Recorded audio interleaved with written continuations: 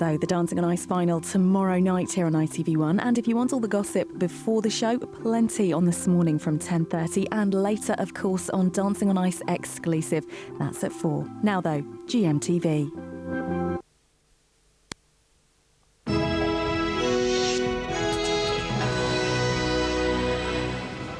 The end of your weekly rubbish collection. Now a new report says it is hygienic to keep rotting garbage in your bin for a fortnight. Police name the 16-year-old boy stabbed through the heart and left to die. Witnesses say a gang chanted "kill him" as he was attacked. We're at the scene of the murder. And toon and gloom. Newcastle see their UEFA Cup dreams shattered. All that to come on this Friday, March the 16th, 2007.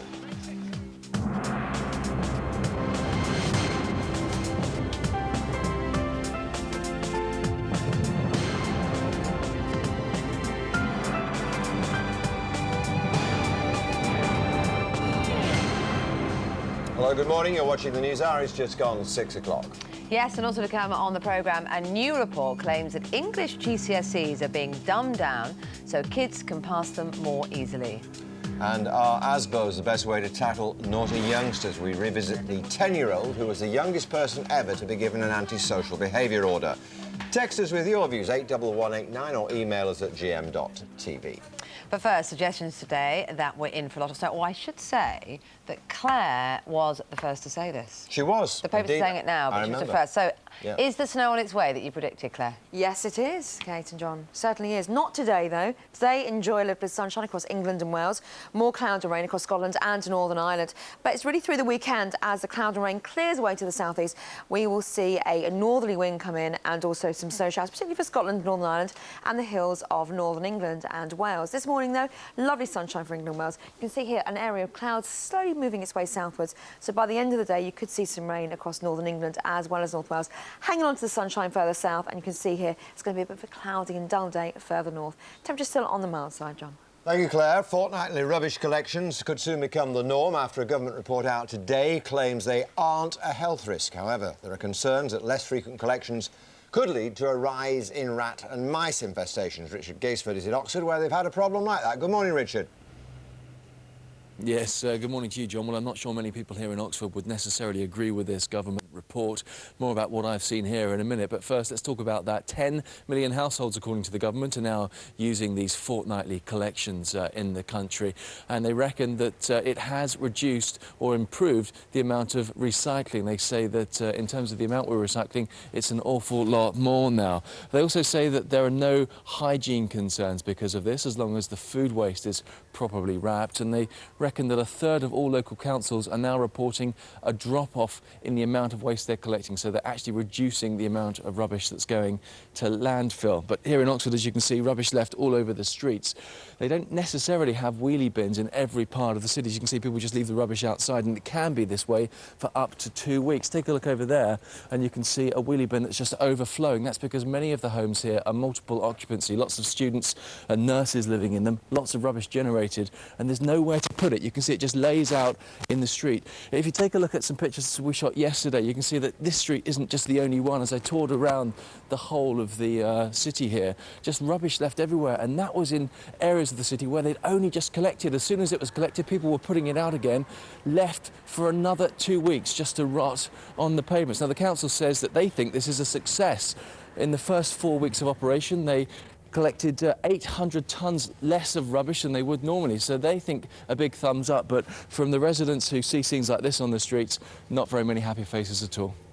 Who can blame them? Richard, thanks very much indeed. Well, we're going to be talking about that a lot more throughout the morning. Let us know your views on the idea that your rubbish might only be collected once every fortnight or not every week. OK, let's get the rest of the news stories now. Here's Tiffany. Thank you. Good morning. Horrific details have emerged about the death of a 16-year-old schoolboy in West London.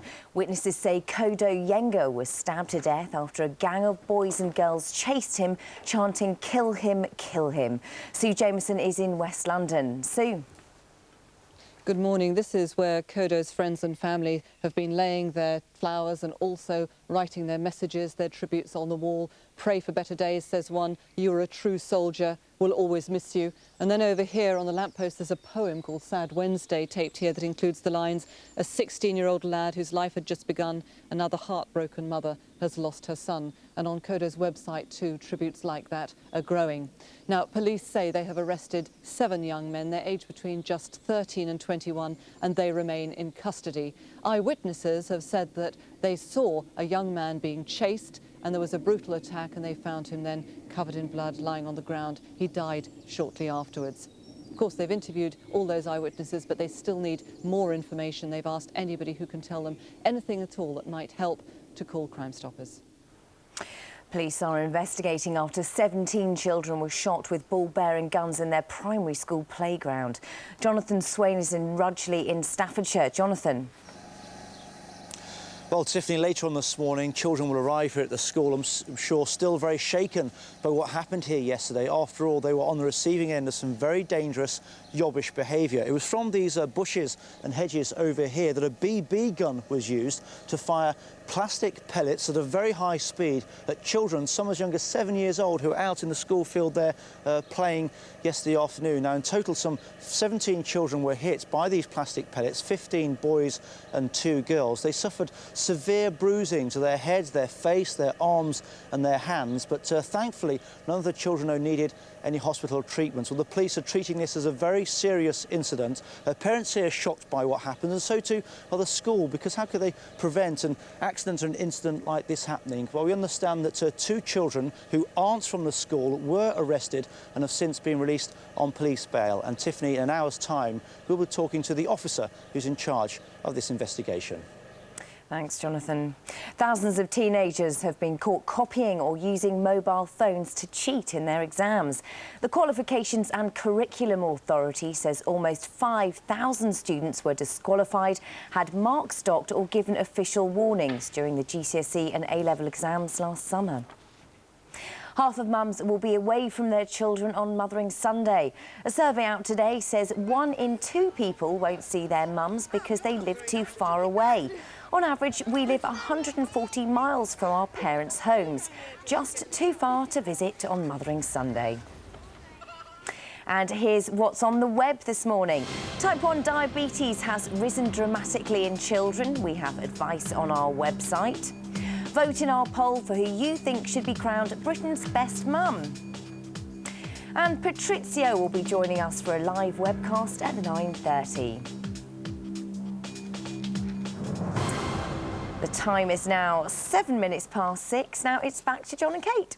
Thanks very much indeed. Let's have a look at the morning papers. Daily Telegraph leading on one of our main stories this morning, the decision to give councils the OK to empty our bins once every 2 weeks, and that report saying they don't necessarily pose a health risk if they sit out in the streets for 2 whole weeks. You may think differently. Tell us if you do. University squeeze on children graduates. That's a story in the Times this morning saying middle-class pupils face losing out on university places if their parents have degrees or professional jobs. Intriguing one, isn't it? Well worth reading. And in The Independent, well, they concentrate on Zimbabwe. I never realised Mugabe and his criminal team would go this far. That's the opposition leader, of course, who was beaten up. And on the front page of The Guardian, Mugabe's defiant message to the West: go hang. OK, let me just quickly grab the I couldn't get him to do it there because I was blocking out. We wanted to see John, not my big nose, coming through there. Oh, the Sun, kill him, kill him. This is a terrible stabbing and murder of a young lad who's 16 who was set upon by those with bats, knives, and beaten and stabbed to death. Daily Mirror, day she lost the plot. Well, we saw Heather Mills, didn't we, on our sofa yesterday morning, and she went on to do other interviews throughout the day, and the Mirror says that she wasn't making an awful lot of sense. Daily Mail, lottery fury at 9 billion Olympics. This is an open revolt last night after Tesco took, so they say, grabbed 2.2 billion from good causes to pay for the bill of the Olympics. And Daily Express, that for the snow this weekend. Claire said it first. Indeed. Sorry, Daily Express. OK, let's move on to sport. A huge weekend of sport to look forward to. We have football, the Cricket World Cup, of course, in rugby union. It's the final of the Six Nations Championship and a special debut for a British Formula 1 driver, and not forgetting, of course, the Cheltenham Gold Cup. How on earth we'll get through all that? We'll do our best. Here's Oliver Holt from the Daily Mirror. Let's kick off with Newcastle's demise last night at, of all places, Alkmaar, really. They Yeah. paid the price for the 2 goals they conceded at St James's Park, didn't they? They did. Twice they had 3-goal advantages at St James's Park, let it slip, won 4-2. They had a 2-goal lead to defend and they couldn't do it. And Louis van Gaal has won practically everything there is to win in football as a manager. This was the second one, which was doomed Newcastle to an exit. It's a desperately disappointing result for them because that's the end of their season effectively. And it was a tie that you felt they could have won. Really. Well, I was going to say, forgive me if I'm wrong, but I've never regarded Alkmaar as a major force in European football. No, neither have I. I mean, I suppose the presence of Louis van Gaal suggests that they may be a coming force. He's been on the back burner himself for a little while, but no, it's a tie that you would have expected them to win. Let's have a look at the weekend fixtures. Manchester United are at home. Chelsea also, I don't think, have much problem there. They're playing Sheffield United. United have got Bolton. They're a tricky side, but they've lost a bit of form recently, haven't they? They have. They still probably represent the last sort of hope for Chelsea in some ways, that United will slip up Bolton. United haven't got that many tough fixtures left. In fact, if either United or Chelsea make the FA Cup semi-finals, then that United's meeting with Chelsea will not go ahead until probably after United have won the title. So Chelsea are going to be hoping United slip up there. In Manchester City to lose at Middlesbrough, what do you think will be the fate of Stuart Pearce, their manager? I think Stuart Pearce will be sacked. I don't like saying that because I've still got a lot of respect for Stuart Pearce, and I think, as you know better than anybody, City's record with managers is that they don't stick by them long enough. I still think that he will be sacked if they lose to Middlesbrough. OK, we'll see what happens there. Let's move on to the rugby. And could Irish eyes be smiling on St Patrick's Day? They face Italy. Now, I watched the Italians last weekend. They are a much improved side. They are, yeah. No, I watched that as well. And, you know, Italy have had some milestones in this tournament this year. You know, their first away win. I still think Ireland, having watched Ireland beat England at Croke Park, I still think Ireland will be good enough to win that. I think the whole thing with this Six Nations, actually, though, has shown that it's been such an uneven tournament for all the teams, that it's shown that probably we've got a World Cup this year that probably we're not good enough to trouble the Southern Hemisphere. Well, probably not. Teams. It's made the games here exciting, at least. World Cup cricket on as well. England into their big game without one of their star men anyway, James Anderson. Is that going to make a difference, do you think? I think, is he definitely out yet? Well, so I'm told. I thought he was having a fitness test at some stage today, but he's got a broken finger, hasn't he, which obviously isn't ideal for a fast bowler. But I don't actually pretend to understand the Super 8s, which is the next stage of the World Cup. Do I. But I'm told that if England, that it's a particularly big game for England against New Zealand, because if we beat New Zealand, it makes our passage through the Super 8s a lot easier to the semi-finals. So I'm happy to believe that, but it means that it's a big game against New Zealand. And actually, both England and New Zealand have had the beating of Australia recently in one-day cricket, so they're formed teams. So it's a huge game. You betting on the Cheltenham Gold Cup? I'm not, because I don't really know much about horse racing, but I spent a long time on the motorway yesterday, and so I listened to a lot of Cheltenham coverage, and Cato Star versus Exotic Dancer, apparently. Well, Cato Star is, if that's how you pronounce it, is John McKirrick's tip. McKirrick, I think, doesn't know what he's talking about. Yeah. So if I'm having a bob or two, Cato Star it'll be. There he is, just popping his head around the corner of our studios on his way to Cheltenham. Oliver, good to see you. Have a nice weekend. Good to see you too.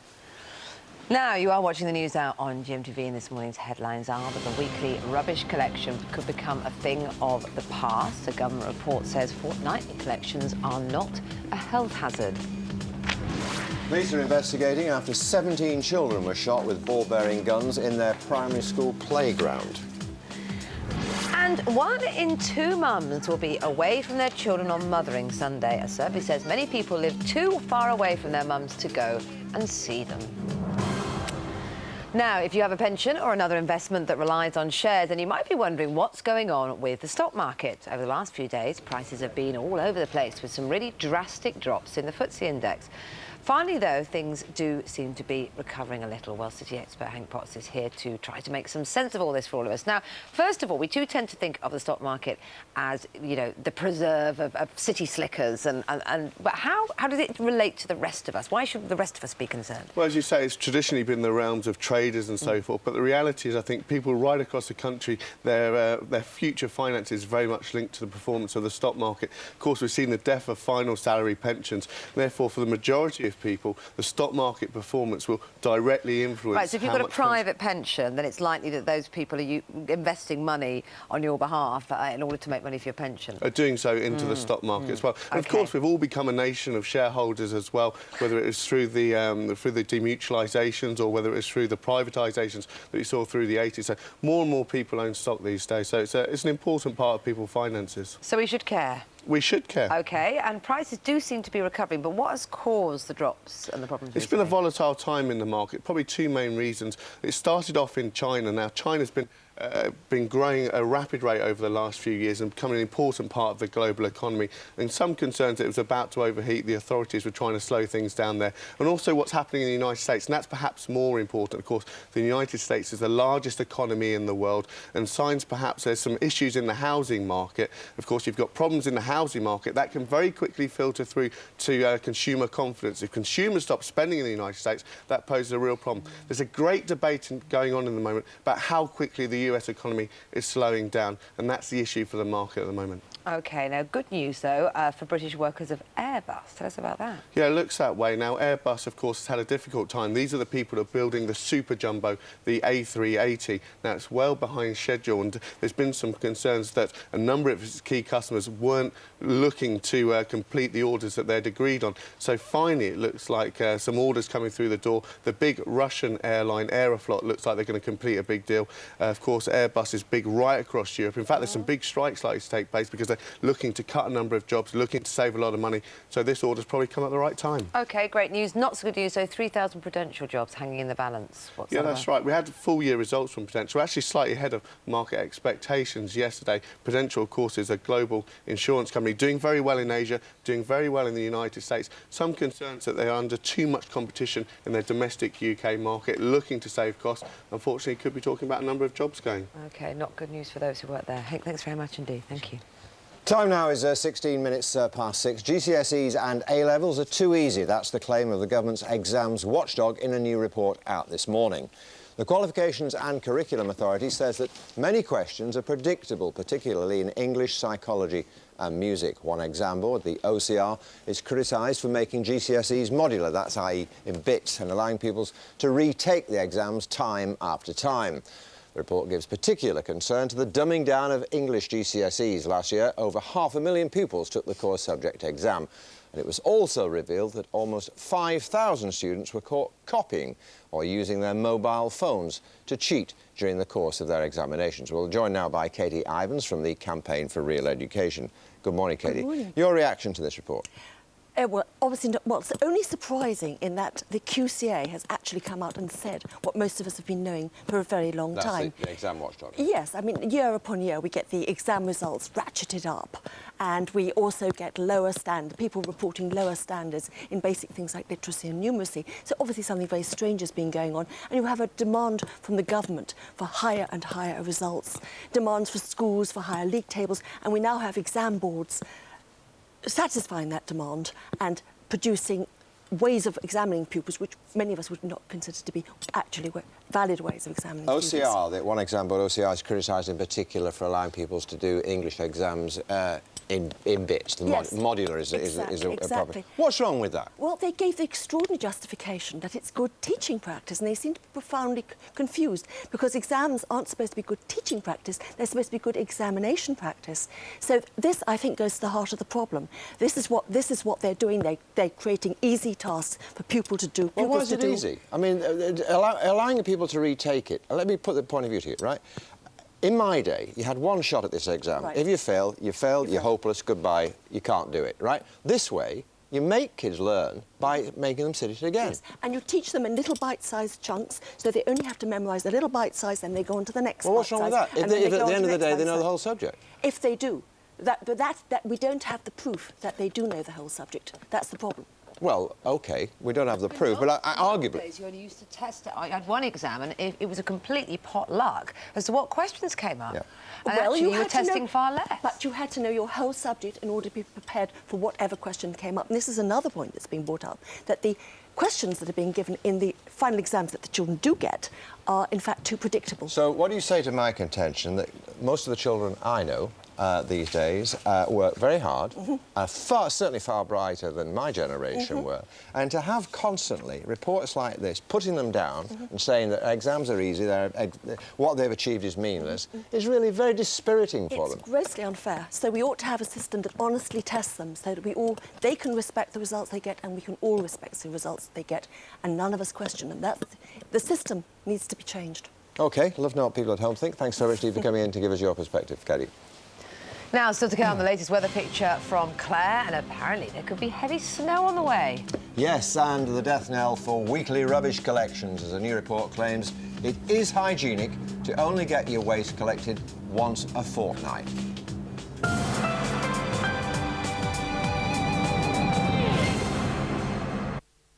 With silver blades gleaming. It's lovely to watch. This is the big one. Your hard work is paying off. It's about focus. Everything that's past is gone. Balance. You could surprise a lot of people here. And a little bit of spark. We have no idea what's going to happen. This is far from routine. It is about the people at home voting. This is the final of Dancing on Ice. And it'll be what happens on the night. Saturday at 6:30, ITV1. Why have flat hair colour when you can have it in a whole range of tones? Nice and Easy's exclusive colour blending formula is inspired by the way they mix colours in salons to give a range of subtle multi-tones in one easy application. For our most natural-looking hair colours ever.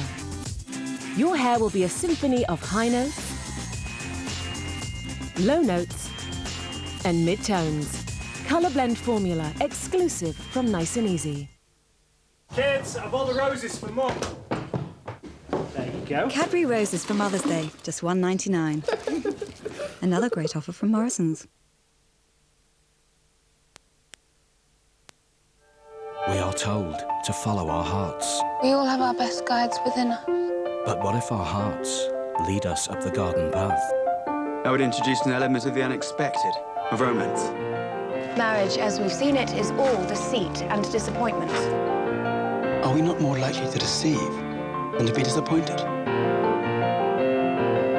Billy Piper in Mansfield Park, part of the Jane Austen season. Sunday at 9, ITV1. Our service.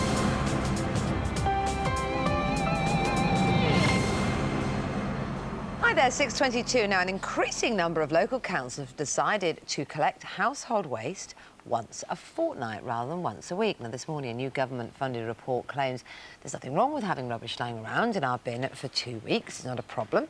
And the claim is something that Annie Skinner, a resident in Oxford, disagrees with. Good morning to you, Annie. Now, you have fortnightly collections at the moment. What do you make of them? Well, the problem is that we've got a very mixed community here. We have a lot of houses of multiple occupation, as well as having houses that have no front gardens and very small back gardens, like you can see here in this street. Therefore, residents have no alternative but to keep the refuse on the street. And this means that sometimes there are up to 16 bags for some households. Right. And as you can see, so I say, so for those people, then they obviously wouldn't want it. What sort of problems have you found specifically? Obviously, piles of rubbish around isn't good. Have you noticed an increase in rats and smells? And, you know, what sort of problems have you had specifically? Well, there is an active rat population here already.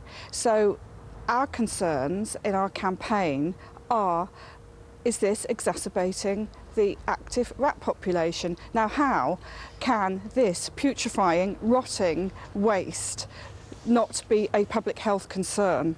OK, well, we'll talk about that in a moment. Just one last thing. Of course, this is intended to make everybody recycle more.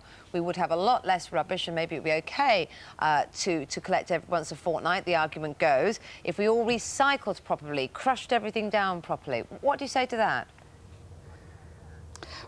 Well, our council hold the view that fortnightly collections will make people recycle more. I don't understand where they get their evidence from, because as far as I understand it, in some countries in Europe, such as France, for example, they have a very active recycling scheme. It's very successful by all accounts, but they also collect household rubbish more than once a week in some cities. Oh, OK, so you feel that a more frequent collection, not a less frequent, will work better. Good to talk to you this morning, Annie. We're joined now by Paul Bettison from the Local Government Association Environment Board and Peter Croder from the National Pest Technicians Association. And we've just decided to dress our set with rubbish being tipped behind us, so it's a slightly disturbing image if you're just waking up at home. All right, now, first of all, to you, Paul. Where is your evidence that collecting the rubbish less often will make us recycle more? There's significant evidence from local authorities that have gone to alternate bin collections, because we have to point out that, of course, bins are still emptied every week, but it's alternate weeks for alternate bins. And so typically... Right, so what you would do is you'd have a recycling bin one week and then your other waste the next week. Absolutely. And councils that do that report that 3 months later, for example, in my own council, 3 months, that's Bracknell Forest in Berkshire, and 3 months, the first 3 months on alternate bins, compared to the same 3 months a year earlier, residents had done a fantastic job and had recycled more than double what they'd recycled the previous year. Peter, is that your experience that it encourages people to recycle? Recycling's here to stay, whether we like it or not. But a lot of people, with the fortnightly collections, you've got, you know, a family of 4 are producing a tremendous amount of waste. Yes, they're recycling, but it's inevitable that, you know, bags get, once the bin is full, the bags get left on the floor. Indeed, and maybe the recycled stuff, the paper, that might not get raided by rats and foxes. That's right. But the household waste with cuttings, with bits of food, I mean, we had lots of people saying, oh my goodness, what about nappies, all that sort of thing, that might do.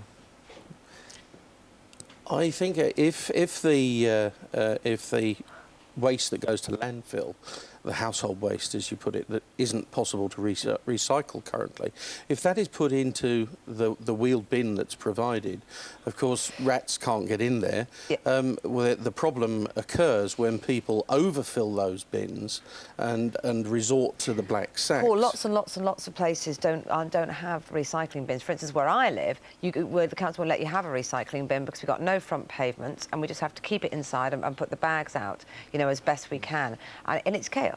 And I think most people watching are going to be thinking, how can it be a good idea when we've got so many problems with rats to have rubbish hanging around for a fortnight? Are you on fortnightly collections? I'm on weekly at the moment. No, you won't be on fortnightly without bins. Ah. Oh, OK, so it would only be with a sealed bin. Well, how much do you think it would increase the problem that we have with rats and stuff? Well, we know for a fact the National Pest Technicians Association have done the annual rodent survey, and this has been going on over the last 5 years. We know, in fact, that there is a 13% increase in the rat population this year, and overall, over the last 5 years, it's a 39% increase in the rat population. 7 out of 10 domestic jobs relate to rubbish or badly stored composting bins, where people have not been educated enough to put the bins on solid bases. They're putting them on soil bases, which allows the rats to burrow underneath and into the compost. When it's being actually degrading, it heats up. So therefore, they've got their own central heating, and they've got 24/7. I have to say, Paul, though, it's just been said that where we were reporting from in Oxford, they don't have wheelie bins. They have rubbish bags, and they're on fortnightly collections. That's most unusual. Unusual, but there. The vast majority of councils that go to fortnightly collection of landfill rubbish give bins away. OK, listen, we could talk about this all day. Not just a load of old rubbish, but a very interesting debate. Good to speak to both of you this morning, and do let us know what you think at home as well about this change. They're already doing that, Kate. Glen in Cornwall, if they're going to cut rubbish collection to 2 weeks, are they going to reduce council tax? I think not. And then another caller, does number 10 and Buckingham Palace have to put up with rubbish only collected once every 2 weeks? I suspect not, but I don't know for sure. Somebody else telling us about flies from around their rotting rubbish. Even my milk delivered to my door would have maggots on it by the time I brought it in. That's the result of collections only once every 2 weeks. Right now, your last chance this week to win a brand new car in our competition. OK, and they can't actually see me, but I'm going to talk anyway as if I'm a magic disembodied voice. All right, Lucy Pargeter has all the details. GMTV are giving you the chance to win the 2007 Car of the Year, the Ford S-Max C-Tech. It's a 2-litre injection, manual drive MPV in metallic Stardust Silver.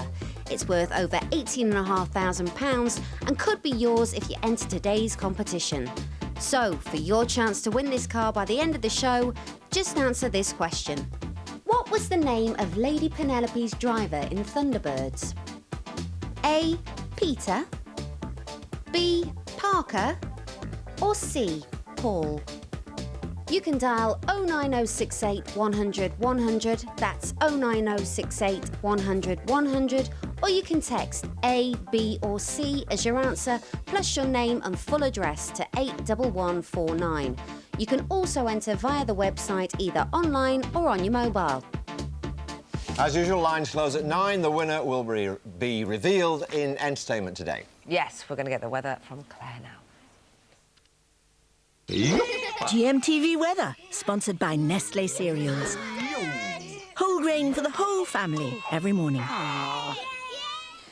Hello, good morning. Now, the weather is on the turn this weekend, but at least for today, across England and Wales, most of us seeing some sunshine, more cloud across Scotland and Northern Ireland, and that's where we're seeing some outbreaks of rain. Now, eventually, the rain will clear its way southwards on Sunday, allowing some very cold air to move in from the Arctic, and that means next week, winter is back. But for the time being, it's still mild. We're seeing the rain, particularly across the north and the west of Scotland, clipping Northern Ireland as well, but to the south, that's where we're seeing some lovely bursts of sunshine, and it will stay that way through the afternoon.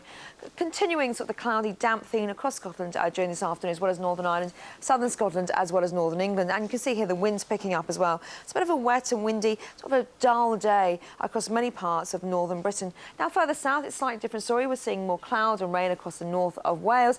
But generally, further south, it's clear skies. You see some sunshine through the afternoon. Similar situation in Lincolnshire, southwards across East Anglia, down towards the southeast. Temperatures still typically on the mild side, 13 or even 14 Celsius. Breezy here, though, at least so you will see some blue sky. And across down towards the West Country, a similar situation. Now for Saturday. Well, Saturday starts off on a fairly fine and dry note. We'll always see more in the way of cloud across the far north and west with some patchy rain. And it's going to be incredibly mild as well. Further south, temperatures probably typically a couple of degrees higher than they have been over the last few days. And then the rain kicks in, it really does. And you can see here, temperatures typically 10 to 16 degrees Celsius. Breezy wherever you are. We're expecting gales across the north there where you will see some rain. Then it is all changed as we head through to Sunday. The rain clears away down towards the southeast on Sunday morning, and then the air turns a lot colder. When we say cold, look at these temperatures, typically 4 to 7 degrees Celsius. Now, the beginning of this week, values came in at 19 degrees Celsius, and as we head through to the next part of next week, it is going to be really cold, and we are going to see snow showers. The Met Office has issued warnings for snow across Scotland, as well as northern England over the hills, and you can see here it's going to be freezing cold, wind chill factor. At least in between the snow showers, you should see some sunshine. Here's your summary. For your local weekend weather, visit our website, gm.tv. Hello, good morning. 32 minutes past 6 is the time on Friday, March the 16th. Now you're watching the news hour on GMTV, and in the next half hour, anti-social behaviour orders. Are they a help or a hindrance in controlling naughty youngsters? We're going to meet the youngest person to ever have been given an ASBO. Meanwhile, police name the 16-year-old boy stabbed through the heart and left to die. Witnesses say a gang chanted, "Kill him," as he was attacked. We're at the scene of the murder. And cheating in class. It's emerged that thousands of children are secretly using mobile phones to get information in exams. Well, fortnightly rubbish collections could soon become the norm after a government report out today claimed they aren't a health risk. However, there are concerns that less frequent collections could lead to a rise in rat and mice infestations. Richard Gaisford is in Oxford for us. Morning, Richard. Yes, good morning, Kate. Well, I'm not sure many people here in Oxford would agree with that government report. More about what we're finding here in a minute. But first, the government thinks some 10 million homes are now using these fortnightly collections, and they think that it's had a major impact. They think that the recycling rates have dramatically increased because of it, and that also there's no real hygiene risk as long as everything is correctly wrapped. They also think that a third of the local councils who are using these schemes have reported a big drop in the amount of rubbish they're taking to landfill, which on the surface is good news, but not for people who live with something like this. This is what's happening here in Oxford. Effectively, people who can't store the rubbish inside their homes are leaving it out on the streets for anything up to 2 weeks. Some of the homes do have wheelie bins, as you can see, but because of the high levels of occupancy in the homes, many students and nurses living in homes like this, the bins get full up quickly and they start overfilling. If you look here, homes on this side of the road are too small, have no front garden to keep a wheelie bin, so where do they put the rubbish? They put it on the street. And you might think this is just one bad street. Take a look at the pictures we shot yesterday, and you can see that wherever you go in the city, around the place, there are bags of rubbish lying around. And some of these streets where we filmed yesterday, these are streets that had only just been cleared, and people were then putting rubbish out again. It will sit there for a fortnight. The council thinks, actually, this is going rather well. They say that in the first 4 weeks of operation, they took 800 tonnes less rubbish to the landfill. So they're happy. It's just people living with this that aren't. Thanks very much indeed, Richard. OK, let's get the rest of the news now from Tiffany. Thank you. Good morning. Horrific details have emerged about the death of a 16-year-old schoolboy in West London. Witnesses say Kodo Yenga was stabbed to death after a gang of boys and girls chased him, chanting, "Kill him, kill him." Sue Jameson is in West London. Sue. Good morning. This is where Kodo's friends and family have been laying their flowers and also writing their messages, their tributes on the wall. "Pray for better days," says one. "You're a true soldier. We'll always miss you." And then over here on the lamppost there's a poem called Sad Wednesday taped here that includes the lines, "A 16-year-old lad whose life had just begun, another heartbroken mother has lost her son." And on Kodo's website too, tributes like that are growing. Now, police say they have arrested 7 young men. They're aged between just 13 and 21, and they remain in custody. Eyewitnesses have said that they saw a young man being chased, and there was a brutal attack, and they found him then covered in blood lying on the ground. He died shortly afterwards. Of course, they've interviewed all those eyewitnesses, but they still need more information. They've asked anybody who can tell them anything at all that might help to call Crime Stoppers. Thank you, Sue. Police are investigating after 17 children were shot with ball-bearing guns in their primary school playground. Jonathan Swain is at Rugeley in Staffordshire. Jonathan. Well, Tiffany, in about 2 hours' time, children will start arriving at the primary school here. I'm sure they're still very shaken by what happened here yesterday. After all, they were on the receiving end of very dangerous, yobbish behaviour. Now, it was from this hedge over here that a BB gun was used to fire plastic pellets at children at very high speed who were playing in that school field just beyond the hedge. Now, many of the children were between the ages of 7 and 11 years old. Now, they suffered severe bruising to their head, to their face, to their arms and their hands, but thankfully none of them needed hospital treatment. So we understand that 2 12-year-old boys were arrested by the police yesterday. They've since been released on police bail, and in half an hour's time, Tiffany, we'll be talking to the officer in charge of the investigation. Thank you, Jonathan. Thousands of teenagers have been caught copying or using mobile phones to cheat in their exams. The Qualifications and Curriculum Authority says almost 5,000 students were disqualified, had marks docked or given official warnings for malpractice during the GCSE and A-level exams last summer. And here's what's on the web this morning. Type 1 diabetes has risen dramatically in children. We have advice on our website. Vote in our poll for who you think should be crowned Britain's best mum. And Patrizio will be joining us for a live webcast at 9:30. The time is now 6:38. Now it's back to John and Kate. Thank you very much indeed. you. Just a reminder, it's Mother's Day on Sunday. If you've forgotten to send a card, we might be able to help. Absolutely, yes. You can send your Mother's Day pictures or video messages to 07739 672 673. It'll cost 50p and the usual picture rate. We'll show as many as we can later on, and you and your mum will be able to see them all on our website at your GM.TV. Right now, here's what's happening where you are.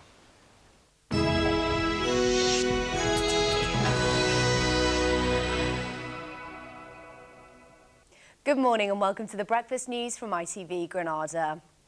First, hundreds of workers are expected to turn out in Chester later to protest against proposed job losses at Airbus. The company has announced that 1,600 posts will be cut, split between Broughton in Chester and Bristol. Protesters will gather in the city centre later this morning. It's part of a series of demonstrations being held at sites across Europe. The brand new Super Jumbo, which is behind schedule, and the exchange rate have been blamed for the cuts. The first of a series of public meetings has been held to discuss controversial plans to reorganise the school system in Oldham. The town's education authority are proposing to close 5 schools and amalgamate others, setting up 3 academies instead. But after last night's meeting, teachers' unions and parents pledged to continue their fight against the plans.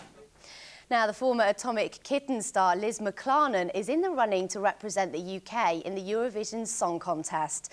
Liverpool-born singer has co-written a song called Happy, which she'll perform in a special programme tomorrow night. A panel of judges will then decide which of the 6 contenders will go through to the Eurovision finals, and she's spoken exclusively to our showbiz correspondent Caroline Hacking about the song.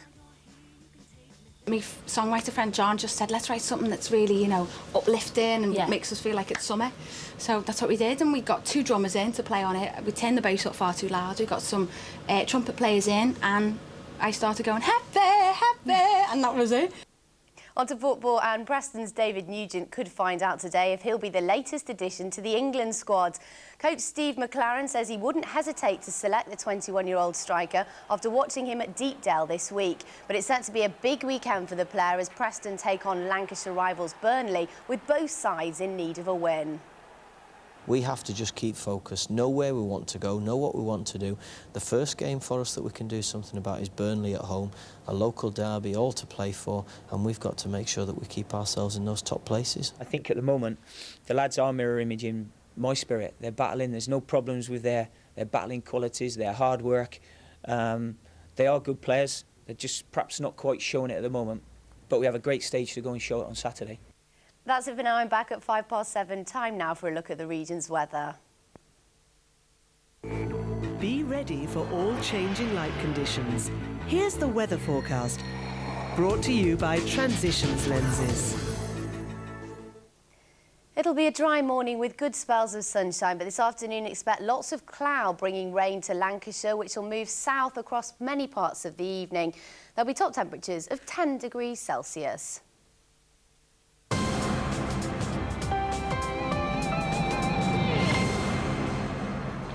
Welcome back. Now then, at just 10 years old, he's become the youngest person ever to get an ASBO. Lewis Green has convictions for burglary. He used to drink and take drugs, and he terrorised his neighbourhood. His mother, Stephanie, says his behaviour has improved in the last few months and wants the ASBO removed. We'll be talking to Lewis and Stephanie in just a moment. But first, Emma Louise Johnson has Lewis's story so far. We first met the Green family back in September last year.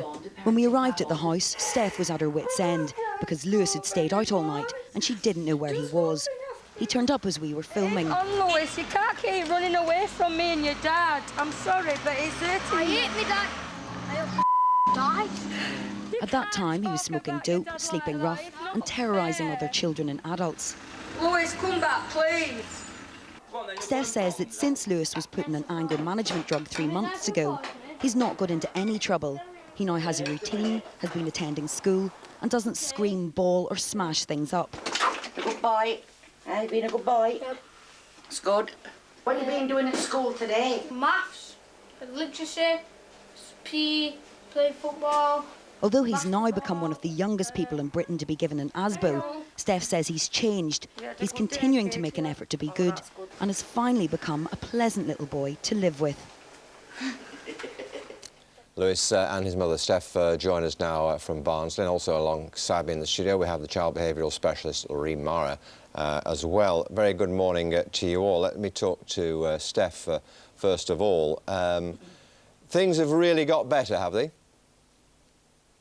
Yes, they have. Thanks, John. Love, yeah. And what do you put this down? Good morning, everybody. Good morning. And what do you put this down to, Steph? It's his medication, basically, and it's all thanks to GMTV and thanks to Professor Hill, what's really made a change. Well, it's very kind of you to say that, but, I mean, you must have played a part yourself, and let's give credit where credit is due. So must your son.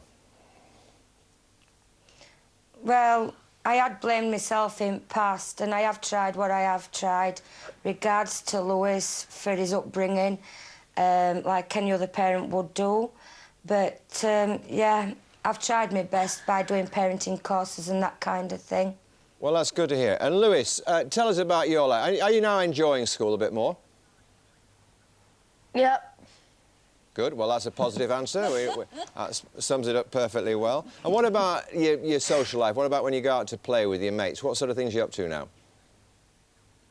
No, so I'll just stop in the house. You stop in the house? I see. But you've still got this ASBO hanging over his head, haven't you, Steph? Why do you think it should be removed? Because it was, I mean, it was given for good reason initially, wasn't it? It was just to, how can I word it? To tell everybody, really, you know, so they knew what outcome was, basically, regarding Lewis for his ASBO. But I just wish they'd have given him, like, 3 or 6 months trial period than just slap straight an ASBO onto him. But his record had been pretty horrific, let's be honest about it, Steph. I brought my last thing tomorrow as well. No, Yeah, that's all gone in behind now. The past is the past now. I just want him to have a good future now, and if it weren't for other lads, you know, taking him off at rails, as I call it, there'd have been none of this at all. OK, well, I'm going to pause you there. I know you're going to talk later in the programme as well, Steph, but thanks for your time so far. We spoke to Barnsley Council. This is what they had to say to us. They said the ASBO applied for by the Neighbourhood Safety Unit on behalf of the council was very much a considered response aimed at not only reducing his disruptive approach within the community, but, more importantly, providing the much-needed protection for his own health and well-being. Right, now let's now talk to our studio guest who's alongside me, Loreen. What do you make about this ASBO still hanging over his head? Well, it doesn't really give him much incentive to kind of keep going. He's moved forward, he's had his diagnosis, he's on the medication. We fought to get that medication because we had so much opposition. We spoke to his solicitor, we spoke to all the people responsible for Lewis. It took forever to get things moving along. Here he is, he's moved forward, everything's working well, and now they slapped the ASBO on him. But it was justified in the first place, you must admit. It was, but that's 6 months ago. Yeah, but I mean, you know... I mean, they can't... Are they really expected to sort of adjust justice, as it were? If they wanted to help him and they wanted to support him, as they're claiming they're doing, why didn't they do that 6 months ago? Why have they waited till now, when things are on the upturn, to put an ASBO on him now? What's the incentive for him to continue in a positive route? Well, I don't have the advantage of knowing all the facts of the case. You know far more about it than me. Yeah. All I can tell you on behalf of Barnsley Council is that they do seem to have engaged as many of the relevant agencies as they possibly can, and they do seem to have given this case a lot of consideration. What do you want me to say? I don't know. You're the expert. You tell me what you think. The point is that all the support that Steph had been looking for years and years and years, she hadn't got. And suddenly, when the kid was taken to the brink, he was in physical danger of harming himself and other people. They decide to do something negative, like put an ASBO on him. Why don't they do something positive? Is it your contention that ASBOs are handed out too easily? I'm not just talking about Barnes, but generally speaking, and from your own experience of dealing with youngsters like this. I think, John, that this is the tip. You know, Lewis is the tip of the iceberg. Lewis is one child who has a disorder. We've got hundreds of thousands of kids in this country that have a disorder, and nobody is doing anything to support these kids. Let's just 6 months later give them an ASBO, shall we?